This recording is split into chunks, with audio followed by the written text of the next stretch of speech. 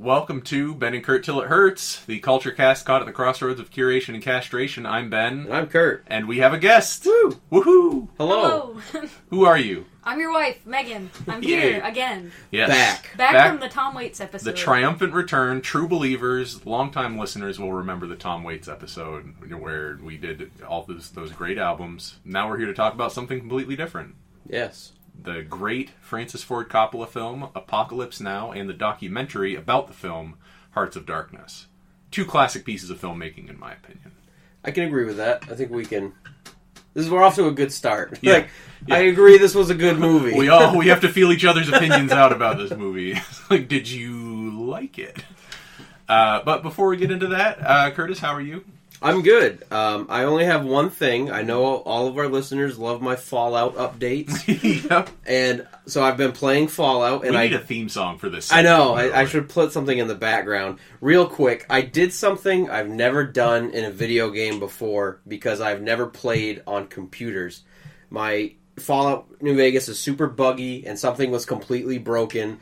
And I learned how to enter the console commands and I removed a character from the scene and then put him back in and reset him. And I had never done anything like that in a video game. And it was weird because it was with New Vegas, a game I know so well. So it was like, I'm inside this game. I'm inside you, New Vegas. You were like Neo in the Matrix. Yeah. Time stopped and you removed my life has been different. Existence. Now I just see numbers everywhere I look. And I just have a whole new understanding of life.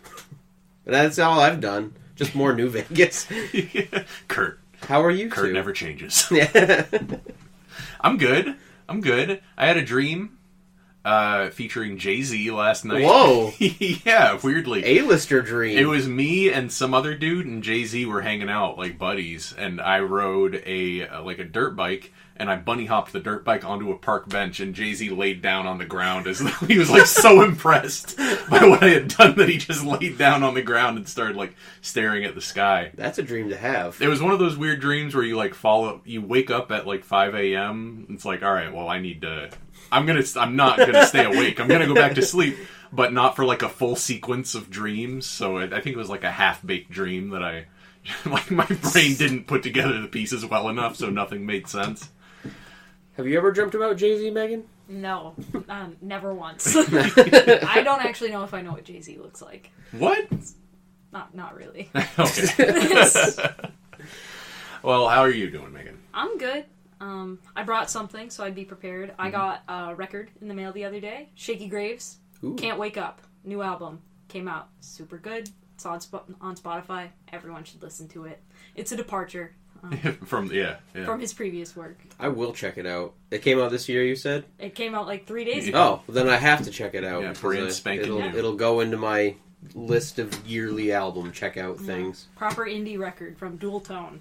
Could be yours. Limited edition, pink vinyl. Could be yours, Curtis. Think about it. I'll stick to the Spotify first, and then we'll see if I make it to the pink vinyl level. And if you don't get the record, then at least watch the video about the making of the cover art of the record. Because it's a true do-it-yourself experience with Shaky Graves. He runs you through this incredible diorama that he set up, this multi-layered. It's really fantastic. He's using model train lighting to light various layers in his diorama for maximum atmosphere. He sectioned off a part of his house seemingly to house this thing. It's pretty great. It is pretty great. Yeah, Shaky Graves Can't Wake Up. He's gone from being a teenager with a kick drum suitcase to a weird man. A real weird man. Yeah. I'll have to listen to it today before Fantano reviews it, because then he'll tell me if I like it or not. Oh, so Fantano. I'll have to base my own opinion. If Fantano would review this. I don't know either. It's not really in his wheelhouse. No, it's sort of pop, but it's more like NPR reviews it. Not to be too pretentious. Not to read Fantano too hard. Fantano's not really an NPR kind of person. I don't know. I don't need to feud harder with Fantano on this. He's pissed. Yeah. He got at me. Yeah. Shortly after. He added you. Mm-hmm. Fantano hates you because you have the same face. It's a real issue. Oh boy. So. All right. Apocalypse Now. Great movie. Fantastic movie. Yeah. I I don't. Sometimes you guys turn me on to things, and then I don't remember which one did it. I believe it was Megan. I started this train. But I was very excited when I heard about it, that you had been turned on to this movie. So, it was like a year ago. I was at your apartment. It was just Megan and I, apparently, and we were talking about it, and you got me so jazzed up about it, I was like, I'm going to go to Bull Moose right now and buy it. And then I watched the director's cut version, because I was assuming that would be, like, the ideal, like, this was the vision, but obviously you can't put out a movie that's 5 hours long, so, but now in 2017 I can do this. And then I watched it, and I thought it was really good, but then I hadn't watched the theatrical cut, and so I did watch it for this episode, and it was like, it all just, like, clicked together. I really think the theatrical cut is, I don't want to say better, but it was, like, amazing, I think. It really... Now I feel like I would like to watch the director's cut, just now that I can expand upon the perfection that I found the theatrical cut to be. The theatrical cut has a very propulsive momentum that I don't know if you would have in a 5.5 hour long movie. Especially like the first 3/4 of the movie. Like we looked up and we're like, holy shit, we're 45 minutes through this movie. We've gone so far so fast. Yeah, we paused it because we have a baby and babies don't sit still for 2.5 hours. When is she gonna learn? I know. Not for a while yet. We tried to ignore her. We said, baby, it's apocalypse now time right now. Baby time comes later. She wouldn't listen. Wow. Inconsiderate. But yeah, we paused it and it was like, wow, this movie's halfway over. And it just feels like no time has gone by. And I think that you can attribute that to the tightness of each individual episode. Like, what would you say? It has like 5 episodes in it? 4 or 5 episodes. You've got like the village attack at the beginning, which is like a solid half hour of material that just flies by because you got Robert Duvall like just killing it on screen. And they're on the boat for a while. You've got the Playboy Playmates. You've got... I'd divide it into 4. I'd say you've got all the introductory stuff, the hotel room, Harrison Ford, the briefing, essentially. Then you've got all the Robert Duvall stuff. Then the next section, I would say you have the bunnies, and you have the when the boat ride starts to get bad, and then you get Kurtz at the end. I divide it into those 4 sections. I think you've got to keep the bridge. I think the bridge, what do they call it, the Dolong Bridge, deserves its own section. That is such a striking piece of lighting and art design. I just think that's when the movie turns. Everything seems kind of like fun and chipper, and then it gets real dark. And I think the bunnies start the darkness. You're like looking at it and you're like, this is gross and this is weird. Look at these penises in the background. These giant bullets. And you start to feel weird, and then it just gets weirder and weirder and weirder until you're there and you've kind of reached the place. And then it just crumbles apart. Yeah. Yeah, it really doesn't... What do you think about the ending? Let's skip spoilers. We're going to start with the ending. Anybody coming to this podcast to decide whether or not you should watch Apocalypse Now, definitely watch Apocalypse Now. Now it's time for spoilers. Curtis, what do you think of the ending? I really liked the ending. I was kind of like... I was wondering if they were going to do like a action movie ending with like a big physical fight between Kurtz and whatever Martin Sheen's character is, Willard. And I didn't really expect that to happen. The movie seemed like it kind of wouldn't lead you to that after everything it had already shown you. Do you know about the original ending from the screenplay? Well, they talk about it a little bit in the documentary. I did watch the documentary, but I can't recall off the top of my head. Ending, John Milius's scripted ending. The original ending is a little half-baked, and it has... to say the least, that's under... Yeah. Well, what it does is it has Willard and Kurtz fighting off the Viet Cong together in a big, side by side, in like a big bloody firefight. That's the ending I'm talking about. Does it surprise you to learn that John Milius, the screenwriter, also wrote Conan the Barbarian? Another fine film. A movie where that would have happened. American classic. Yes. Maybe this became Conan the Barbarian. Yeah, after Francis Ford Coppola just gutted John Milius' original vision, he was like, "No, I gotta go read some Howard stories to get myself back on track." So I guess I don't really have any profound thoughts about the ending. For me, it was more, I really took more out of the journey towards the ending than I got answers at the end. So what do you guys think about that? I found the ending to be pretty... disappointing, but in a way that is understandable. Like, I think he maybe wanted us to be disappointed, where you're expecting some kind of revelation about the war. You're supposed to be like, that's the answer, that's what humanity is, that's the nature of war, that's everything. But at the end, it just kind of leaves you hanging like, well, that's a thing that happened. This happened. There was no real reason for it to happen.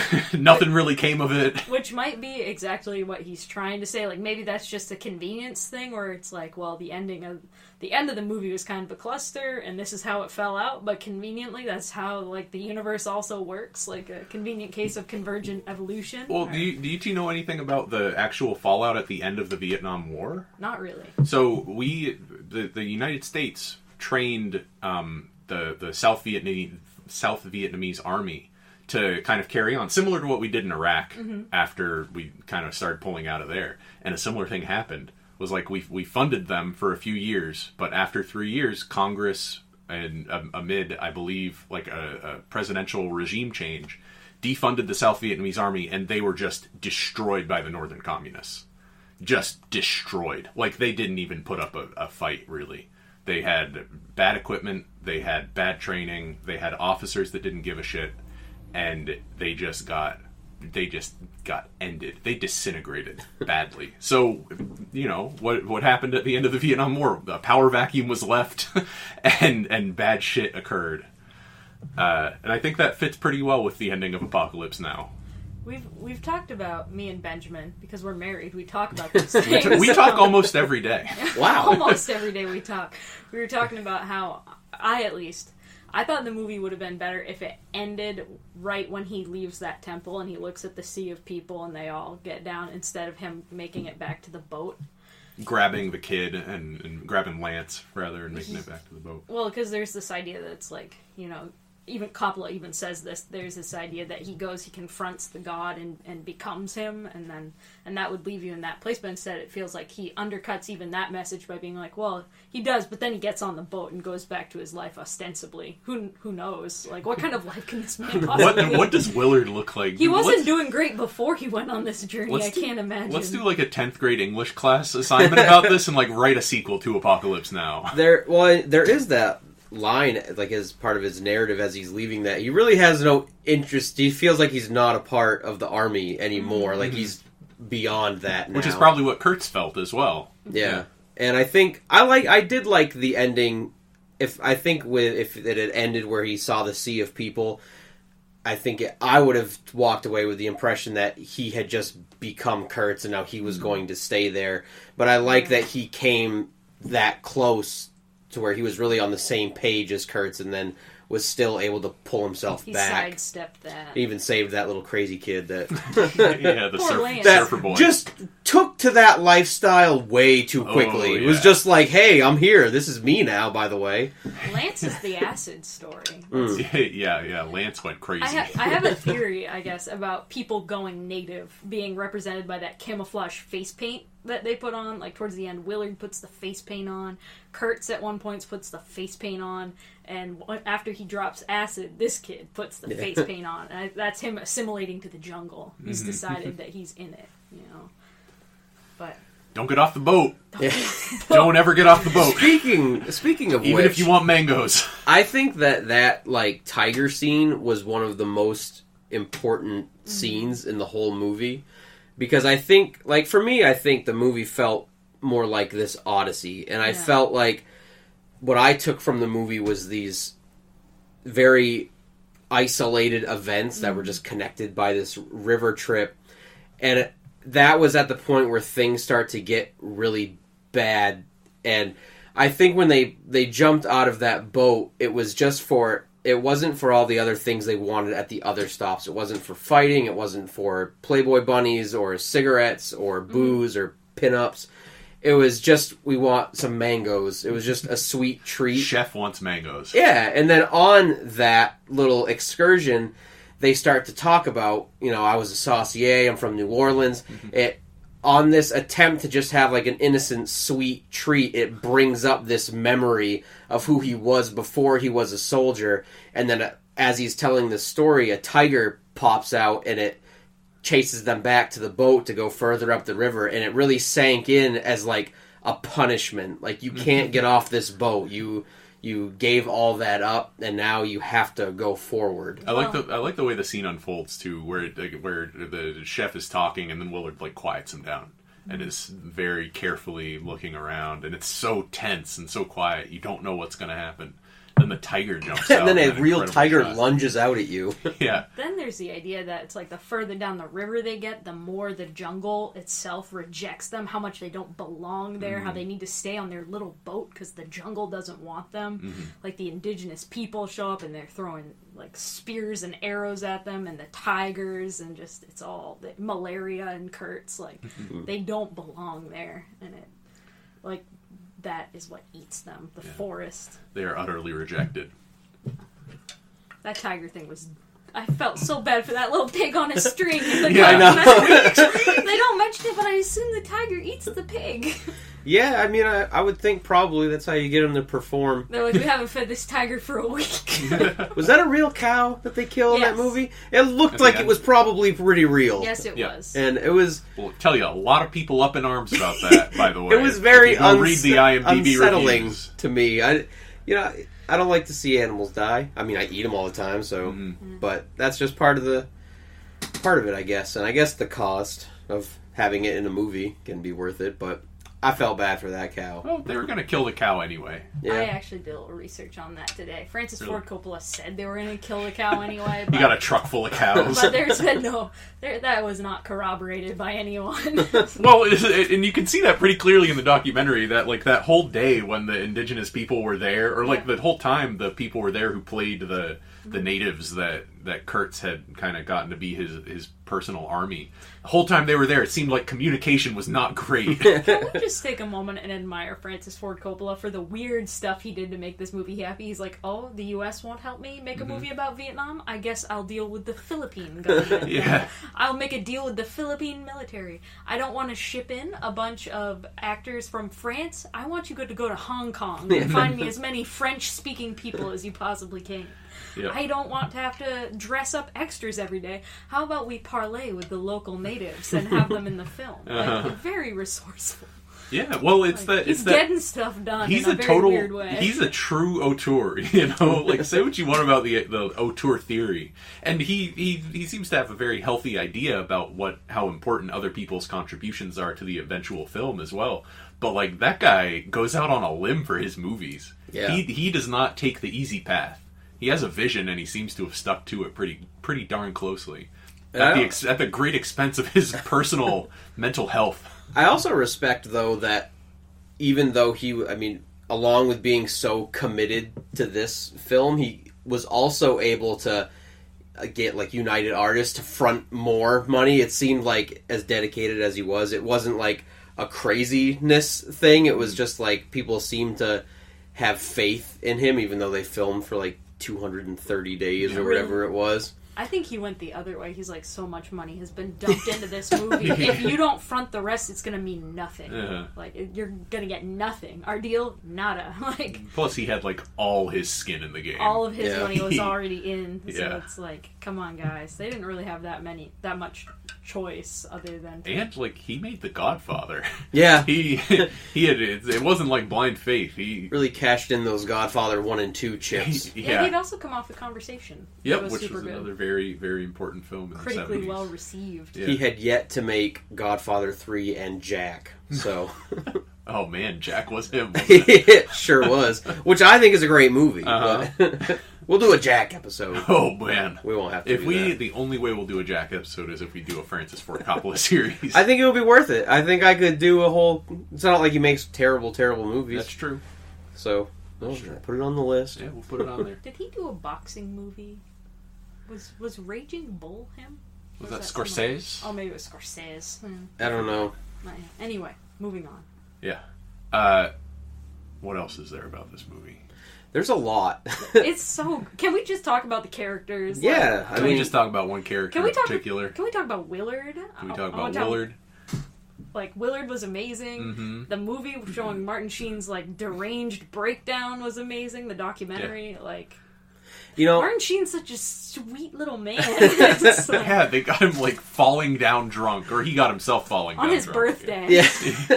Just drunk on his birthday, stumbling around, smashing mirrors, rubbing his blood on his face, taking his clothes off, losing his mind. Crying, the crying. behind the scenes thing where it, like, you really feel like it's not real, like it's clearly a movie set, and he's just, like, sitting there crying, and everyone's, like, quietly watching him. You're just like, oh man, this is real. This like, isn't acting. He stopped acting a couple minutes ago. I had heard that scene before I had watched the documentary. I'd heard that he was actually drunk and he really did cut his hand.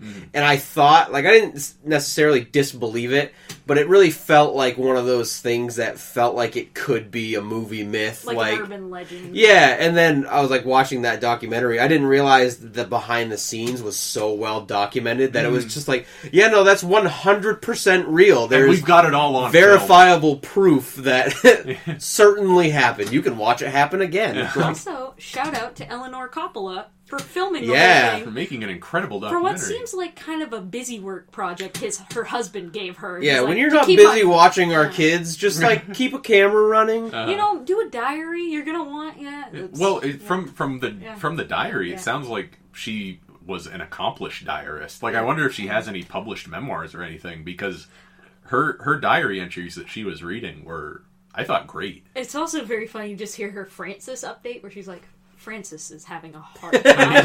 Yeah. I'm watching Francis undergo the same emotional journey that the characters in the film undergo. I should be concerned. He threatened to kill himself 3 times. The big thing with that, too, I think, is that, you know, this is like, what, 1979 or when it was... 79 was when it was finished. I believe it was shot in 76. So, I mean, this isn't like an iPhone she's carrying around. This is when you still have, like, giant over-the-shoulder... This is a project. And then I really think... I mean, it may have, like, if it started as busy work, it's so impressive the length that she took it to herself, like, secretly recording the conversations, and it was very interesting to... I wonder how he felt finding out after. I'm sure he didn't care. Well, like, you can watch Apocalypse Now and you can wonder how she would feel. Well, you don't have to wonder because she says it in the documentary, but you could wonder conceivably how she would feel about her husband undergoing this journey. But she seems to have had the utmost faith in his artistic vision. And I'm sure that he felt the same way about her. Like, they seem to have a pretty mutually supportive relationship. I wonder if they got divorced like 10 years later and it was because of it all started the Apocalypse there. Now I know documentary. for, like, even, like, the smallest amount, like, if I lost 40 pounds and shaved my beard that I've had for years, my wife would be like, are you okay? Is everything...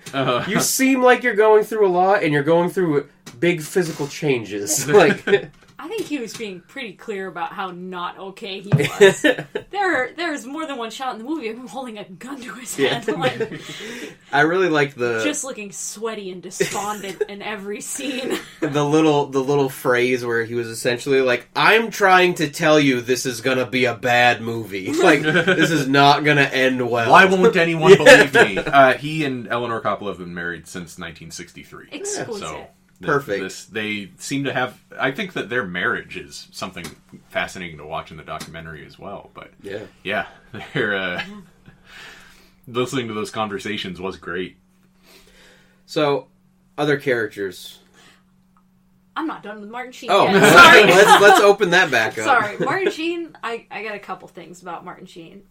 His chest hair is amazing in this movie. Especially if you notice it towards the end. Well, that's with the because lighting. it's lit with beautiful yellow light, like he's a Care Bear, and the sun is shining out of his chest. It's beautiful. The color in the movie is beautiful to begin with, but towards the end, there's some just like yellow shots where everything's yellow. Now that might be a good reason to watch the Redux version, because apparently they went back to the masters and remastered everything. So apparently the colors are a little bit more vibrant in the Redux version. This is just what I've heard. Yeah, but yeah, the smoke. The purple is hazier. The yellows are yellowier. Yeah. No, but yeah, Martin Sheen, he was incredibly good, and it makes me wonder about what Harvey Keitel did. Yeah, that was first super... week. To get nixed after 2 weeks of filming to be like, never mind. It's so hard to picture him doing that too, I think. I read a little bit about it, which I can't remember where I read this, so it might be trash, but I think what Francis said was that Harvey wasn't passive enough in the scenes, and you can see that Willard, Martin Sheen, he plays it very, like, close to the vest, quiet, observant in a lot of scenes where he doesn't say all that much. Like the scenes with Kilgore, he's just looking at it. And a lot of times on the boat, everything is going on around him. And he's just sitting quietly with kind of a guarded look on his face. I think Harvey Keitel was playing it too big. I think if I try to picture Harvey Keitel, I imagine he would have done great at the narration part. Just from my limited experience with basically Tarantino movies with him, I really like his voice, and he does dialogue very well, so I think that would have been cool, but it's really hard to picture him. Granted, I mean, this was in 1976, so like there are people all over this movie that I didn't even know I recognized, and like I didn't recognize Lawrence Fishburne. No, it's because he's tiny. He's 14 he's like years 14, old. Yeah. He's like pubescent. Just a sweet little biscuit. In the documentary, it's weird to see him at that age, but it's even almost weirder to see him at 20. Like, that seems less like Lawrence Fishburne than like the 14-year-old one did. Yeah. Because it looks so much like him. Yeah, when he's like in his early 20s. But if he looked a lot like Will Smith, like young Lawrence Fishburne still looks like what I would imagine a young Lawrence Fishburne would look like. Skinny. Yeah, he went through a weird phase in the middle though. Yeah. And what else was there with that? I mean, he was great in it. I like that he knew his role so well too. Yeah. Lawrence Fishburne. He was like, in the documentary, he's like, I think they got me because I was a kid and I was supposed to play a kid. And he's like, nailed it. You did a very good job being a kid. Yep. Fresh-faced, innocent. I felt bad for you the whole time. So. His was an interesting... I was trying to decide if I felt like this movie was like traveling towards like insanity or towards hell. And I like... Clean was one of the reasons that I had to lean towards insanity, because I was just like, there's no reason that this innocence would be on this journey. Like, I felt like this just had to be towards just insanity rather than like traveling into hell. But you just played it so well, and it was just great. And I didn't even realize, like I said, I didn't even realize it was Lawrence Fishburne until the last time I watched it. I don't even think I realized it was him. Yeah. But other great characters. You've got, I love the chief of the boat. Yeah. Trying to like keep control over the situation. All his conversations with Willard towards the beginning of the movie about like, look, I don't know where you're going. I don't care.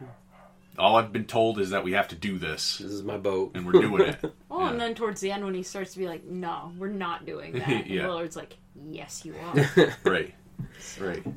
And so I don't know how familiar you two are with Major Payne, but I'm very familiar. Intimately. So I hadn't seen Apocalypse Now until last year. I did not realize that so many scenes from Major Payne were just ripped off from Apocalypse Now. So like parts of it are like almost hard for me to watch because I can literally just think of Damon Wayans like overacting what Martin Sheen's doing. And I do think it's really weird that I can't remember the guy's name, but whoever plays Chief is also in Major Payne. Oh, and I didn't know that. Yeah, because it's like 40 years later. He plays like the general or something. And the whole time I was watching it, I was like, Chief looks so familiar, but like that's with everybody in this movie because everybody's super young. And it actually, I was surprised that it was Major Payne because of the amount of research I had to look. I'm like, I can't believe I didn't just instantly know he was from Major Payne. Apparently also played a pretty significant role in Ally McBeal, which I also did not know. Yeah, I've never seen that. No, me neither. So, you a big Ally McBeal fan, Curtis? Nope. Just found that out on the internet today. That's that good research we're known for. And Kilgore was fantastic. I was Yeah. super into that. Oh. The first time I watched that, I've started watching, I didn't finish it, but I started watching like a film analysis of it. So a lot of these things that I may say in this episode, not that smart. Totally just like ripped it out of a YouTube video. I'll plug it in the thing. But like I was like just super on board with Kilgore. And then I like watched this analysis and they were like, this guy is so evil. And you were super on board with Kilgore? He's just Tell me about this. Like, he's so charismatic and cool and spends, from my initial reaction, spends so much time trying to make the best of a bad situation. But that was that was how I read it. And then when I saw I watched it again and saw further analysis, I was just like, Yeah, man, no. This guy's pretty scary. Like, even subtle things that were pointed out in the documentary, like how he greets Martin Sheen, who is a higher ranking officer, versus how he greets a famous surfer. It just shows that he's completely removed from the army, and him and his crew are their glory missions are what they care about. He's an analog to Curt's. He's running his own little show down there. The only reason the army isn't going after him is because he's running his show within the confines that the army. He's not far enough up the river yet. Right. Every stop on the river, you meet the same version of Curt's, but lesser. He stays on the coast so he can surf. Yeah. He's not trying to get under anybody's heel. He's trying to do what he loves to do. He has a lot of swagger, and I love the way that they have him as like kind of touched by God. Like when the bombs blow, he doesn't move. Yeah. Robert Duvall does not flinch when an 5 explosion feet happens. behind him. Just him in that bright yellow bandana. Everyone's like crouching, holding their helmets. He's just like looking around. He's eyeing the surf. He's like, I think it happens in mid-sentence at one point, right? And he doesn't even stop saying what he's saying. It's perfect. His performance is... I did read that a lot of the names in this movie were chosen for specific reasons. Like Clean is because he was an innocent little kid, and apparently Kilgore's name was his last name was Carnage, which they decided was a little too like on the nose. He was originally called Major Payne. Yeah, so they went with Kilgore, which is also a little on the nose, Right. but not as not so much it's like Carnage. In Vonnegut books, there's this character called Kilgore Trout. Yeah. Now I wonder if he's a reference to this. I don't know. Contemporaries, I think. So. I don't know which one came first. Who knows? Yeah. I should Google it. Not now. Later. That'd be something we would do, which is completely unprofessional. Well, any other significant characters before we... Kilgore Brando. still. Oh, yeah. We gotta talk about Brando just ruining things, just coming in and being the most uncooperative I man gotta you say. could possibly imagine. I think that the performance that Brando puts in is excellent. His belligerent, mumbling Yeah. weirdness is great next to Dennis Hopper's belligerent, mumbling weirdness. Yeah, that's the total... I'm loving the vibe of the last act of this movie. Because, it disintegrates into complete improv. Yeah, well, it seems like Francis Ford Coppola kind of thrived in those situations. Like, he does seem to have had a pretty improvisational filmmaking style. Like, you can watch that during the scene where Martin Sheen is in the room with the mirror. You can just hear Coppola in the background yelling out suggestions. Yeah, sexy things. Look at your sexy hair. Look at your beautiful look eyes. Look at your mouth, like in my dream. Coppola understands the power of dreams. He understands that you get suggestions from dreams sometimes that you don't know what to do with until you're in the moment. Can I share a Dennis Hopper fact I learned? Yeah. So, he was originally to play a different character than that photojournalist that he ends up playing. He was supposed to be the man that first went up the river to get him and was assimilated, and then they discovered that he did not have the appropriate energy to play that role and could not act, and instead had to play Dennis Hopper. Yeah, you gotta kind of just let Dennis be Dennis. It's probably something that casting agents have probably said disappointedly to uncountable directors. I was watching the documentary. Are you gonna say he's a kind man, a wise man? I love him. So I had messaged my friend while I was watching this, and when I was talking about Marlon Brando, like, coming into the picture, and I messaged him, and I said something like, I have literal anxiety about how shitty Marlon Brando is. Like, I feel invested in this movie getting made, even though I've seen it, and I know it gets made. And this sucks. Like, I was thinking about how mean it is. So this is after The Godfather. Yeah. After Francis Ford Coppola was responsible for kind of reinvigorating Marlon Brando's career with, like, Academy Award-winning films. Marlon Brando shows up insanely fat and says, "Where's my money, Francis?" Like, it's no, I'm not going to do anything athletic. No, you can't see my body. I want to be in a black bodysuit, and you can only shoot me from the side. Yeah, and we can't, like, change minuscule aspects to at least make sense of the fact that I've gained weight. Like, and no, I didn't read the book. Yeah. Right. But then he did read the book. I don't know if it mentions that in the documentary, but he read the book and it totally changed his perspective. He read the on book the and he shaved his head. Yep. Yeah, good for you. What a dick! Oh man, this is a really good book. I should have done better. I guess I should have done my homework ahead of time. Can you imagine filming in the fucking Philippines and just like it was the Philippines, right, where they filmed it? Yeah, Yes. yeah. And just having your one of your star actors show up and just be like, "Oh yeah, I didn't. I'm fat. I didn't read the book, and I'm just gonna do whatever I feel." Oh like. yeah, you're paying me by the day. Yeah. The first 4 days need to be us doing all the stuff I was supposed to do on my own time. It's like a teacher, for real. It's like the kids that come back from summer break and it turns out nobody did the summer reading. Well, I guess our first week will be reviewing what we should have done. But it was pretty. I don't know. It was pretty hard to watch because I realized that like Marlon Brando kind of changed acting, and when he was young, he really did things that other people hadn't done before, and so. But those things now don't seem like huge contributions to the field, so. It's just, that's how I feel. Like, nobody, like, when movies came out, nobody was like, well, we gotta really, before we make any more movies, we gotta figure out what a movie is. So things like soundtracks and acting that wasn't projecting towards a crowd that wasn't there slowly worked its way into what made a movie different from a play. And I think, I haven't seen a lot of Marlon Brando's older films, but I'm pretty sure he was just like, no, I'm just gonna like do it like a human, and that was kind of. So I think years later, it might be hard to recognize that people didn't actually just act like actors, and so it's hard to. I don't want to take anything away from him, but it seems like pretty harsh to just like.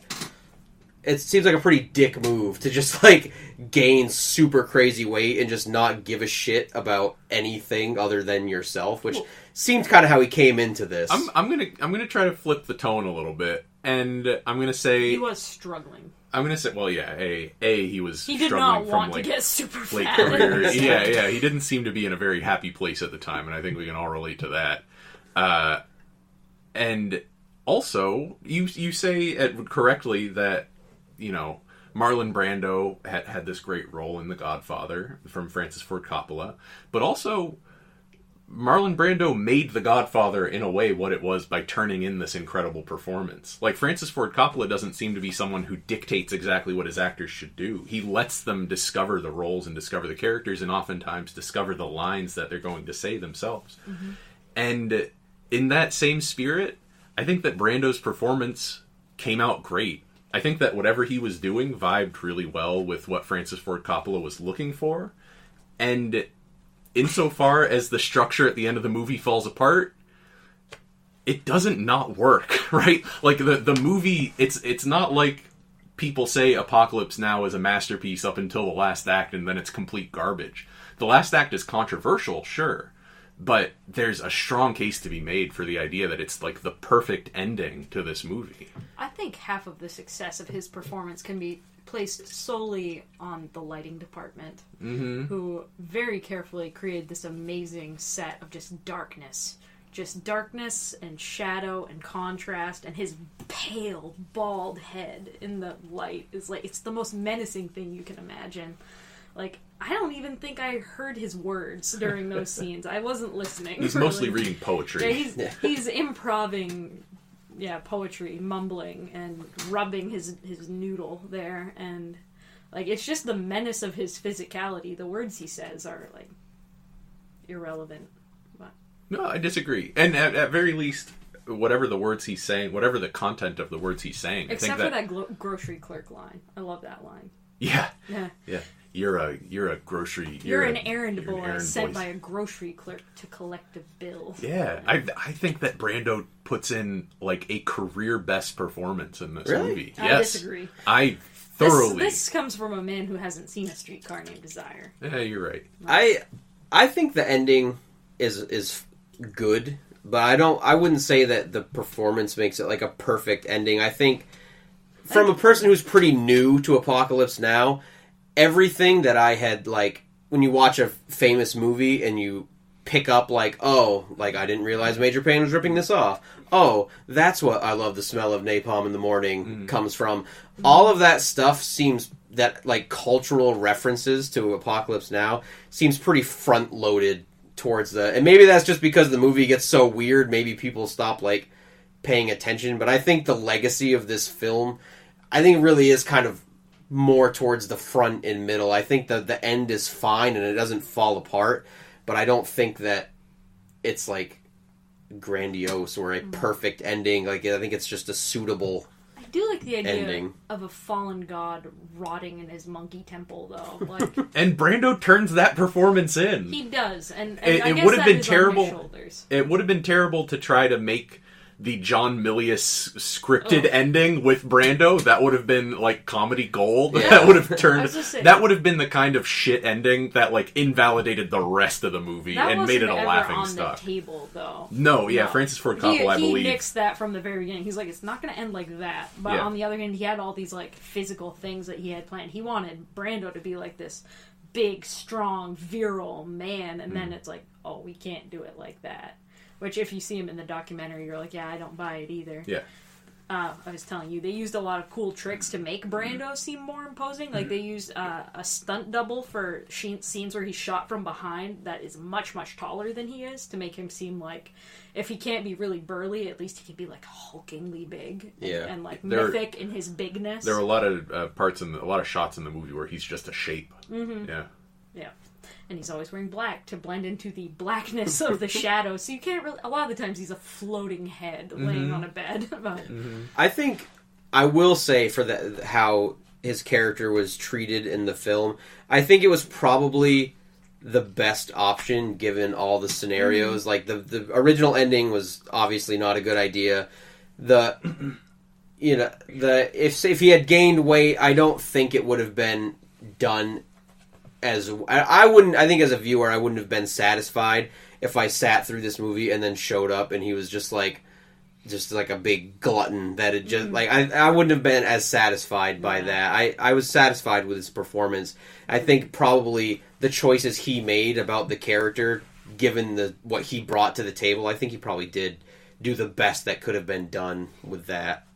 The war makes people weird is kind of the theme of the movie, and the book that the guy that did the narration did is all about how war brings out the strangeness in people. We're talking about Dispatches by Michael Hare here, right? Yeah, it's a book by a war correspondent in Vietnam, and he wrote the voiceover narration for all the little Willard bits.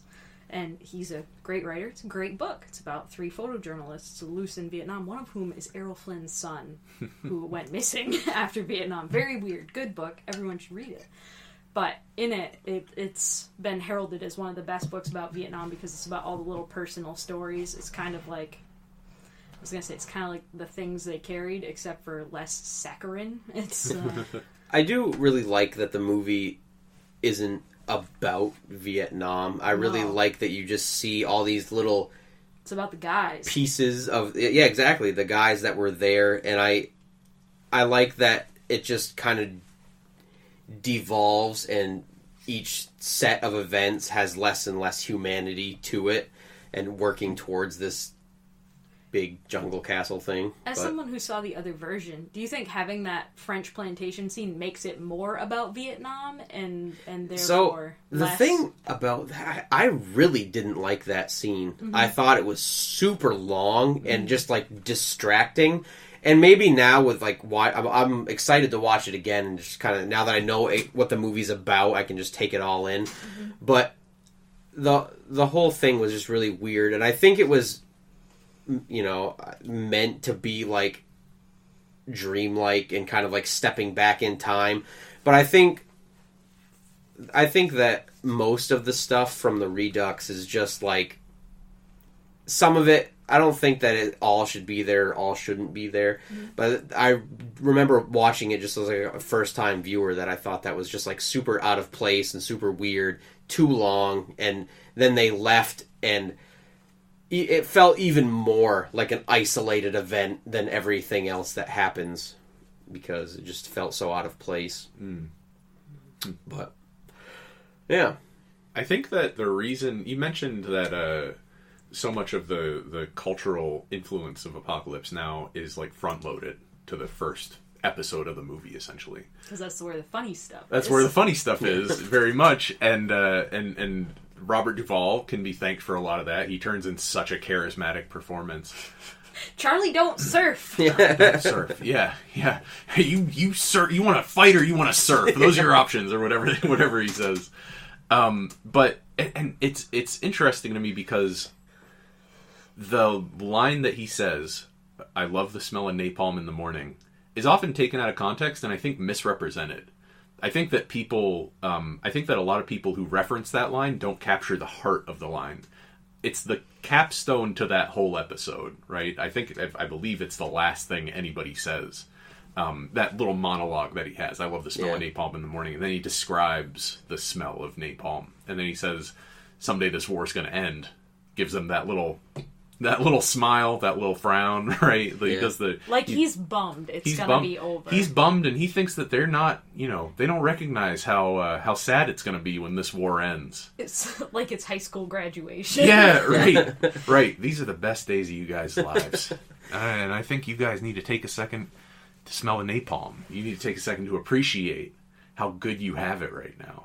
Which Lawrence Fishburne in the documentary kind of brings it up a little bit. He's like, and that's why this was so much fun for a lot of guys. They're out there doing their drugs free. Like, no... You could do whatever you wanted. In Vietnam. Yeah. I really liked I think one of the most interesting thing about Kilgore's character was all that fun they had kind of came as a reward to distract you from these things that you shouldn't be doing. This just lust for war. It was like almost like conditioning. Like if you participate and you be part of this, you get steaks, you get beer, you get to surf, you get to have fun.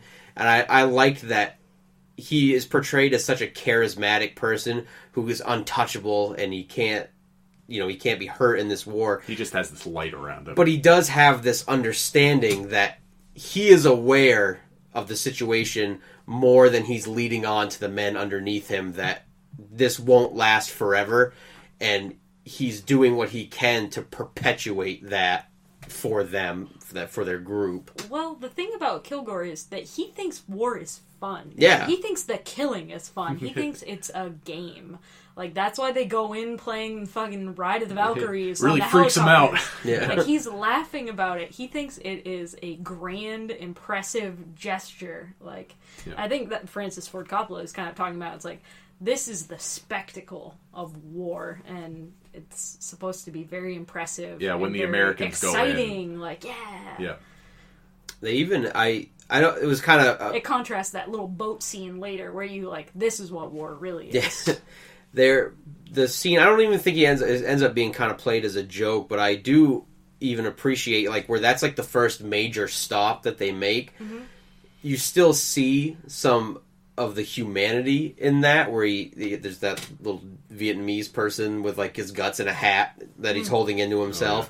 And even Kilgore has this appreciation for, like, anyone who will be on the battlefield with me can have a sip of my water. But then he dumps fucking it on the ground. No. He doesn't give it to the guy. He's doing that as some weird posturing. Yeah, he immediately gets distracted and dumps it on the ground next to the guy. I really like that because it shows this appreciation and love of war, but then when surfing comes up and this selfishness comes up, it takes the humanity away from the VC, and then he just dumps it, and it's a distraction. I think Kilgore knows that he's playing a character. He's like, I'm going to be this big, like, masculine presence. You wonder what civilian so life was like for Kilgore. It seems like he was born and they put a hat on him and, like, sent him off to Vietnam. I think one thing, as a person who has never had any desire to be in the military, I think finding out how fluid you can be is one of the things that's really scary about war. I think when you picture, like, you think, what could that guy must have been like in civilian life? The terrifying answer to me is, like, probably not anything like that. That was probably a thing he discovered about himself once he made it over there. That's something that's kind of strange for me to think about. Yeah. He's probably a surfer. Yeah. Yeah. I don't think so. You never see him surf. He does have a board, though. He does have. He has an 8.6, right? Yeah, he has a very, very, very He has an long enormous board. I'm a Megan's Book Corner. I read a great book about surfing called Barbarian This is two Days. books. This is two books Megan's brought in. Curtis, you know me. I try not to bring up books in the podcast. You know I don't like books, Ben. You know I don't like books. There's a great book about surfing called Barbarian Days. I don't give a shit about surfing. I can't surf. The ocean is scary. Megan, whatever. don't surf. Megan, don't surf. And but this book about surfing is really good. And as a result, I was like listening to his little monologue about surfing. I'm like, oh, that makes sense to me now. Oh yeah, he's a goofy foot, of course. He leads with his left. In the Redux, there's a lot more of this. I almost can't remember exactly what it is, so I shouldn't even say it out loud on here, but there's like an ongoing joke about surfing, and I think that I want to say somebody steals his surfboard, and it becomes like a ongoing, like, where you can't surf anymore. Do you think the scene in Surf Ninjas in which Tone Loc asserts that brothers don't surf is a reference to Charlie Don't Surf? I refuse to talk about Surf Ninjas on the show. I will do a Surf Ninjas episode, on the other hand. We'll do Major Pain and Surf I was just going to say, we'll do man. the best, worst movies from your childhood. Yeah, I love it. We'll double up on Major Pain. And what's the worst movie you liked when you were a kid? What's the worst movie I liked when I was a kid? I don't know. You're putting me on the spot. I can't come up with a good answer for that. Ben's like, I'm sorry, I watched The Thing when I was 8. Yeah, It's I always loved been it. It changed great. my life. I've just always had great taste in movies. I watched. It's not even a real movie. It's this movie called To Grandmother's House We Go.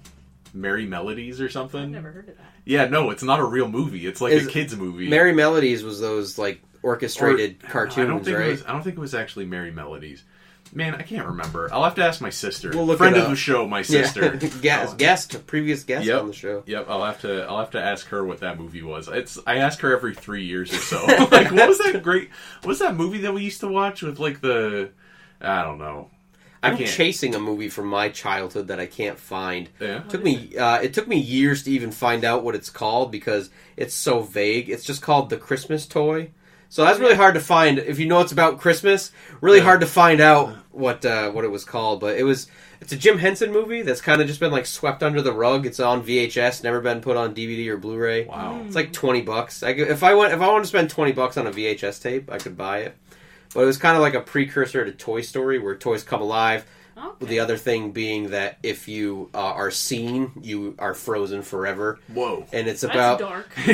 The whole story is pretty dark. It's about this stuff... It's like Toy Story, but with existential dread. Seriously. The main plot like is about this 3. stuffed tiger that gets given as a Christmas gift. And so the following year... He's really excited because he's like, I'm going to get wrapped up again and everyone's going to open me and love me. And the other toys are like, no, that's going to be new toys now. That's not you anymore. You're an old toy. Very dark movie for a kid to watch. And I remember it being really, really dark. But it's probably not. That's why I'm really like dying to find it. But can't stream it. I just don't want to spend $20 on a VHS tape. It's understandable. But that has nothing to do with Apocalypse Now. Existential dread does though. Yeah, existential dread fits right in. What haven't we talked about that we should talk about? I don't know. I mean, we are at about an hour, so we don't have to push it too much further. So if there are other big things, we could definitely get into it, but we have a satisfying episode length. Yeah, we've reached... There's a scene with them in the trenches. We didn't talk about that. That was pretty good, where they're searching for the guy in charge. And they just keep running through trying to find him. He's like, there's no one in charge here. Wasn't it you? I thought it would... Yeah. I don't remember the reasoning behind his analysis, but in that YouTube analysis, he has a theory that the guy who says that was originally the guy. Oh. And he was because he was where they said they would find the guy in charge. And they... make the argument that he's a long lost, was the guy in charge until there's nothing to be in charge of anymore. A long lost CEO. Yeah. Cleans tape from his mother makes me want to cry. That was one of the... Especially because he gets killed while it's playing. Yeah. Yeah. That was tough. Clean was one of the best things about that movie. Lawrence Fishburne dancing gives a great performance, and then he is just this young innocence, and then listening to a tape of his mother's voice that reminds you of this young innocence. He dies, and that was also the puppy. That reminded me of that was really weird. Even though nothing really bad happens to that puppy, it was still really uncomfortable to watch. Well, that's because it reminds you about what happened to that lady. Yeah. Who loved the puppy first. I think it was also an interesting... It was also a resonant reminder of Francis Ford Coppola's filmmaking style, because that was just an idea that the actors came up with, seemingly, right? Like, that wasn't in... That whole scene with the boat wasn't in the original script. They were just like, yeah, we want to have a My Lai massacre. Yeah. We want to do something real bad. We want a real tragedy in this for these guys to go through. Yeah, that's a good bit. The whole... Something that we haven't really mentioned yet, and we've talked about the ending, but we've talked about the helicopters. Listen, all right. All 10 were sick. Yes.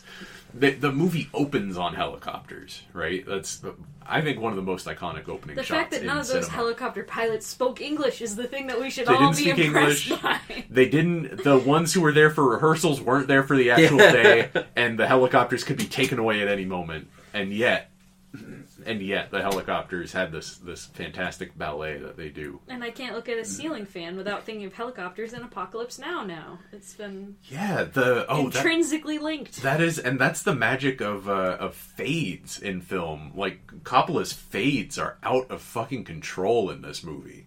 Like, he fades out and into these different images, just like getting linked together. And yeah, the one of the most iconic ones is the fade from the helicopters into the ceiling fan, into the Saigon hotel room that Willard is holed up in. But what was I going to talk about before we got talking about helicopters? The set in the last act of the movie, the set of Curt's insane monkey temple is like this. Did you see that? It's one incredibly shot elaborate in the documentary of the guy dumping bags of trash around the scene, just literally shaking out garbage bags full of like rotting trash around the scene. I did appreciate that they mentioned that they paid those locals $1 to $3 a day to carry fucking 300-pound rocks around and stuff. It's a good deal. That's the Philippines, man. Yeah, that's it. Yeah. That was a good set, though. Yeah. I've never watched like really behind the scenes things of movies that are on such an epic scope.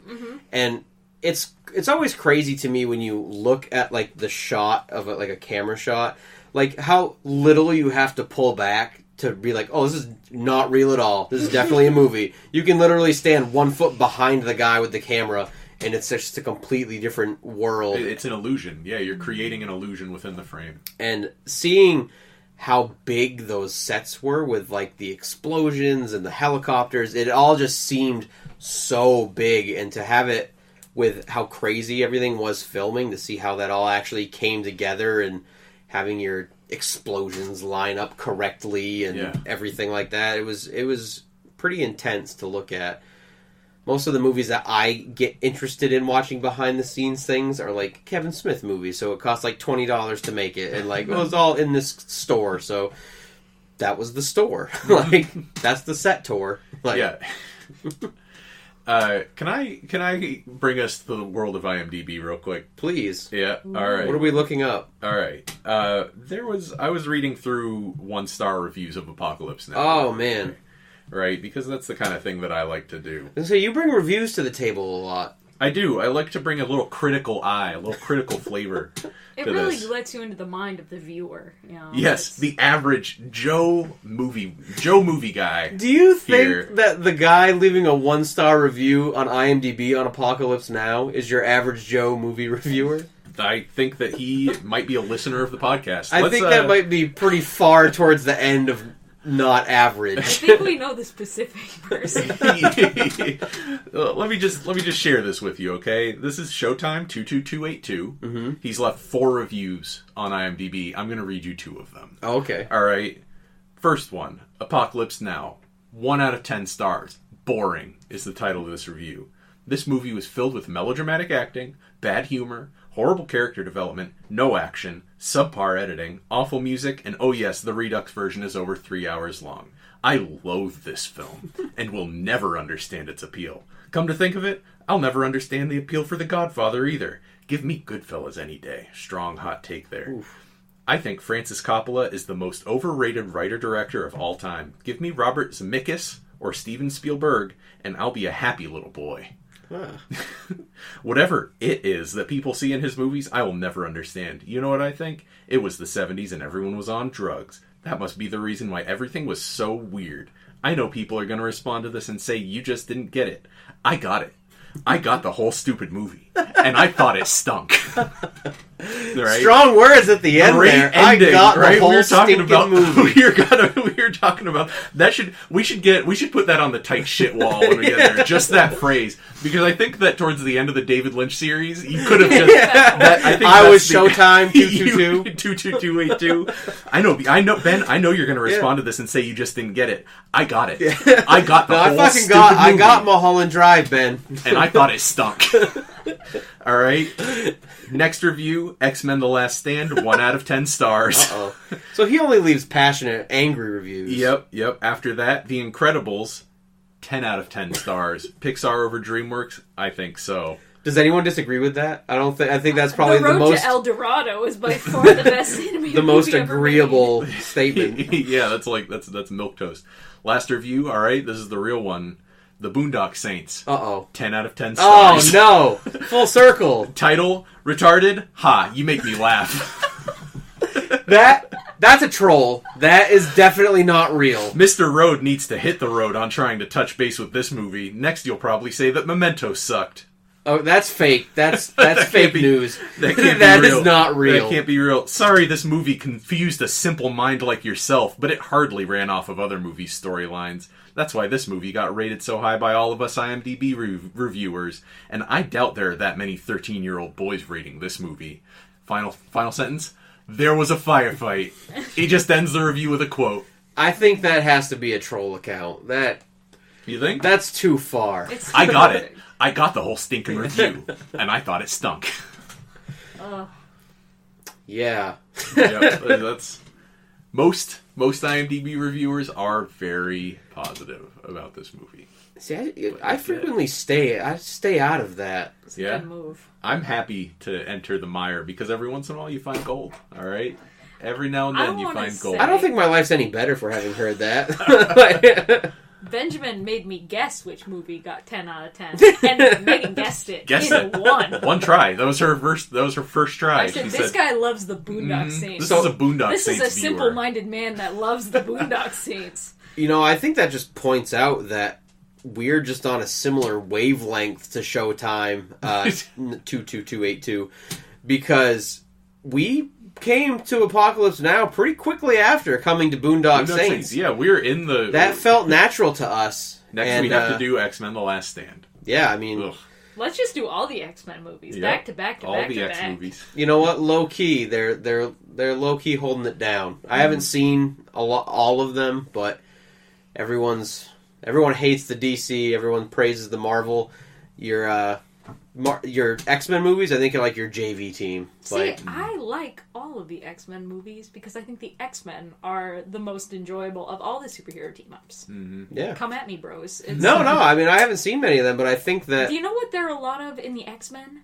Girls. There are a lot of girls to be had in the X-Men. Now, Megan, I am scared of girls. That's true. There are so many of them, and they're all different. There's not just the one. Yeah, you're scaring me more and more. There's not just the pretty redheaded one. It's... tons of them. Yeah. All kinds of different hair. Wow. So. Do they like different things? Yeah, some of them they have different personalities and everything. Wow. There's a smart one. And there's a smart one. And one of them controls the weather. There's like a young one who wears rubber gloves. There's so many. Now, to be fair, I do believe all women control the weather with their minds and emotions. Yes. So. That only is celebrity true. women, actually. Oh. Right. That's why we have to pay attention to their every whim.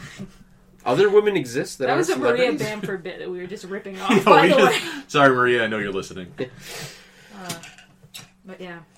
Well, I think we're done. That was it. Any final thoughts on Apocalypse Now? I don't know why you would listen to this if you haven't seen it yet, but watch the theatrical cut before the Redux. Sometimes things get cut for a reason. I also wondered when I watched that, maybe that was a little too close to Batman v Superman. Maybe I was on like a very like, the director's cut is the original vision that shouldn't be cut up by a fucking studio. These fucking suits, man. So maybe that was where I entered thinking that Redux was the optimal choice to watch first. I think you gotta look at the director, because it's like, I don't think Francis Ford Coppola is aiming to necessarily make really enjoyable movies. He has an artistic vision.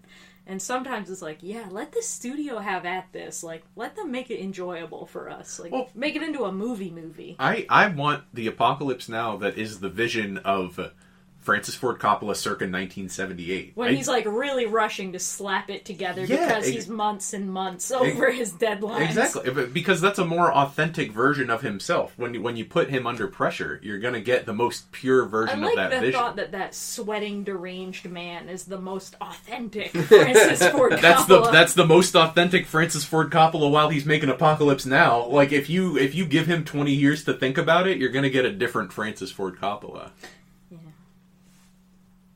Well, any final thoughts from...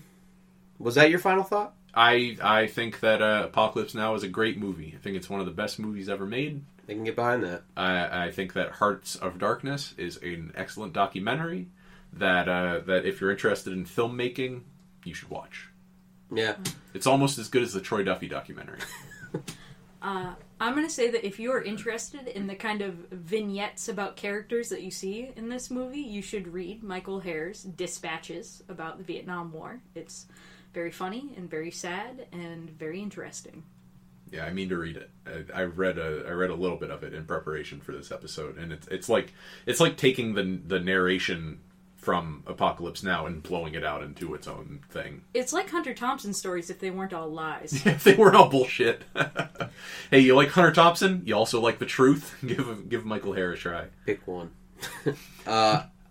I considered the idea of reading the book, but I don't read books. So.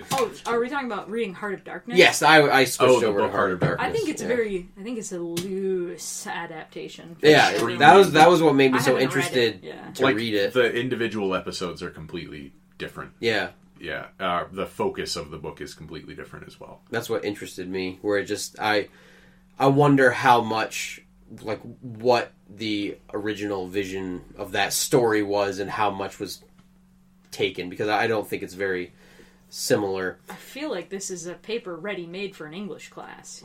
Yeah, compare and contrast Heart of Darkness. Yeah. Apocalypse Now. I bet that paper has been written thousands of times. I think a lot of times we take this to like a high school English, like our podcast goes down that road. Yeah, that's our wheelhouse. So maybe we'll have to write those essays. Yeah. Post them as IMDb reviews of Apocalypse Now. 5. In conclusion, give you my best 5-paragraph essay. Yeah. Yep. Heart of Darkness is a great book. Yeah. That's my take. That's good. I've never read it. We'll have to find out. I'm not going to ever read it, so... We never will. But what are we talking about next week? Do you think I could pitch the Ben and Curt book club? I think you guys should do it. Pitch it. All right. Do it. Yeah. Do you have is there a hook? I think we gotta have a hook. Every 5-paragraph essay needs a hook. All right, people out there, you haven't read a book since high school, have you? I bet that embarrasses you. You could read a book along with Ben and Curt, and it'll hurt, but you'll be a better person at the end. Well, we were talking about this. Do we want to talk about this on the show? We have a book club planned. We do. We're gonna do The Chronicles of Narnia. And we're going to pair it up with the 7 Resident Evil novels. I thought that was a joke. Nope, 100% serious. 100% serious. We're going to do both at the same time. It's going to be the new Texorcism. Oh, man. We'll do 1 book a month, 2 books a month, and we'll talk about them on the same episode each That sounds time. like a lot for me to read. You can't read 2 books a month? I can read 2 books a month. Give it half an hour a night. New plan. This is a casting call for a co-host for my new podcast about books. If you're a girl and you like books...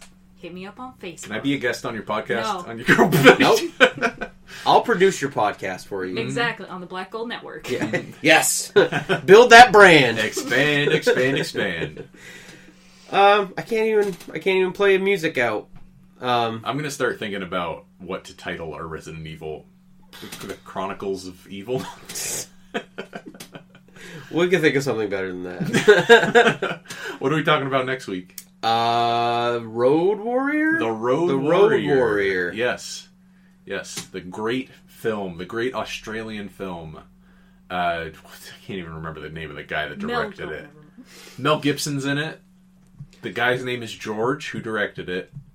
I've never seen it. I've never even seen it. George Will. No, George. You're right. Oh, come on. The director Did of he also Max make movies. Paddington Bear or I'm something looking it like up. that? I found he made it. Happy Feet, I believe. George Miller. George Miller. Nice try. Okay, yeah, close. So we'll be talking about 1981, The Road Warrior, directed by George Miller. Starring Mel Gibson. Mel Gibson. One of my favorite movies. I've never seen it. Yeah. Made me like Mel Gibson. Mm-hmm. I never did before, except for in Maverick.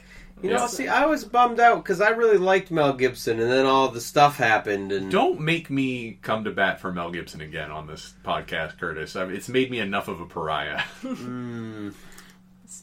I just didn't like The Patriot. You know. Yeah, I'm not a big Patriot. Now that I think about it, though, Lethal Weapon was good. That was him, right? Yeah. Lethal Weapon. All four of those Lethal Weapons were good. Yeah, they sure were. What Women Want is actually surprisingly good. That is a lie. You don't? Yeah, I mean, I haven't watched it in a long time. Maybe as an adult, I won't dig on it as much. But I'm gonna say, as a woman, it's a trash movie. We're not like magical unicorns. Regular people, regular thoughts. It's all right. I'm not gonna in one episode start reading books and appreciating the opinions of women that I don't know. Okay, that's a bit of a Who fucking knows stretch. what's going on in there? There's all kind, and I do know because I watched What Women What Want. Women Want. They're mostly You watched- thinking about their hair and shoes. You watched Right. Mel's documentary. And him. You know? Yeah, they're thinking about him and you know how attractive he is and everything, and Anyway, All right, let's wrap this up. yeah, I'm not doing the plugs today. We've gone on long enough. All right, go check out Ben and Curt on Twitter, Ben_and_Curt. Subscribe to us on iTunes. Like us on iTunes. That's what you do on iTunes. Totally. Right? Write those reviews. We Write want some those reviews. We like reviews on iTunes. Have you checked to see if we have any new ones recently? Not recently. I I'll don't check know, before maybe you we guys should. leave. Yeah, we should. We should check. Because if people are writing reviews and we're not talking Yeah. about them, that doesn't make us look very appreciative. Sorry if you've written a review and you We haven't. have dozens of reviews we haven't considered yet. Yeah.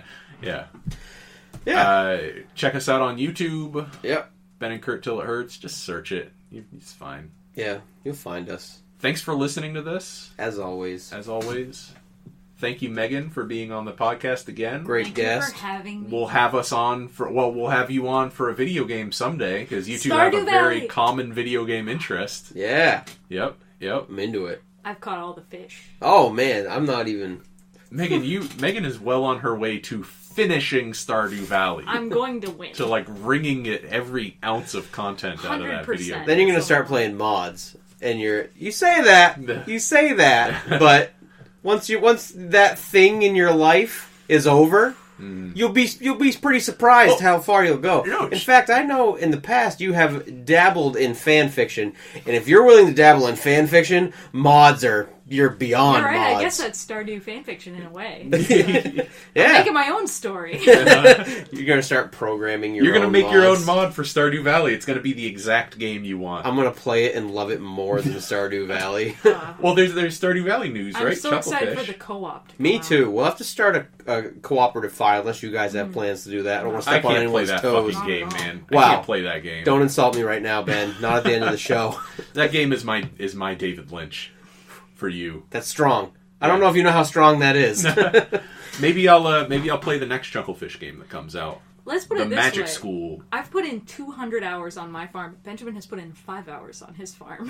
Have I? Yeah. Wow. 3 of those hours were me. Yeah, no, I ain't put in shit on that game. I can't believe I even played for 2 hours. I started playing it, I was like, this doesn't feel good, and then I couldn't do it anymore. I had the exact opposite feeling. Yeah, it's like a drug rush. Yeah. This feels great. Dopamine. I don't think that game is crunchy enough. I don't think that game has You're good right, enough. it's smooth. I don't think it has good Smooth. game feel. It's butter. Yeah, I wish that it took place on a grid. I would like it if it was grid-based more, probably. It is a grid, though, is the thing. You just can't see the grid. I wish I Use could your see the hoe, grid. Benjamin. It'll help you see the grid. You know what I kind of wish I could do? This is all going to get cut. I wish when you were looking at your farm, you could pull back a little bit. That would be nice. It would be Yeah. easier for me to plan things if I could do that. But, complain. It's 10 out of 10. Great Yeah. game. The best. I'm really crushing it, by the way. Almost as good as New Vegas. When are you going to play New Vegas, Megan? Never. Yeah. Can I farm in that? Can I grow pumpkins? There's a mod for that, probably. There's probably a mod for it. I really just want to commit myself to growing pumpkins. Yeah. I had a baby recently, also. That was not my real baby. You've heard about the real baby. The real baby, I talk about that little baby every week. I'm on my way. Because I managed to... all the stars for all of the romantic options. They all love me. I love it. Yep. Every single cutscene. And you're just breaking hearts. Mm-hmm. These people are just madly in love with you. You're the Colonel Kurtz of Stardew Valley. They will follow your every word unquestioningly. Yep. Yeah. Behind my terrifying fake smile. The mod that I want to make is where I go up the river into Stardew Valley and I have to kill you. But then I choose not to. Yeah, because you see how beautiful and idyllic my compound is, and instead you stay with us. You're the first. You're the first guy. Yep. And then I come and I don't appreciate good shit, and I start killing everybody. You don't like how I've artfully sprinkled fruit trees around my farm to make it more aesthetically appealing. But I've also built paths to get to all my fruit trees so that they're not inaccessible. Mm-hmm. Yeah. All right, we're done. Let's go downstairs. Let's go relieve Laura of the baby. Yeah, let's go see how the baby's doing. I hope she fell asleep. All right, bye, everybody. In case I don't actually edit this, we'll find out. Goodbye, everybody. There's the peak.